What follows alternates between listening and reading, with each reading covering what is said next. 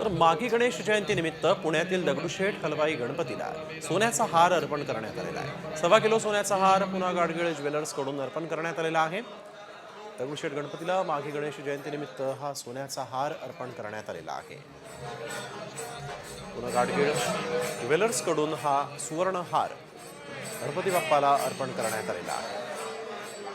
पुण्यातील दगडूशेठ हलवाई गणपतीला सोन्याचा हार अर्पण करण्यात आलेला आहे। 1.25 किलो इतकं या हारचं वजन आहे। पुन्हा गाडगीळ ज्वेलर्स कडून हा हार अर्पण करण्यात आलेला आहे।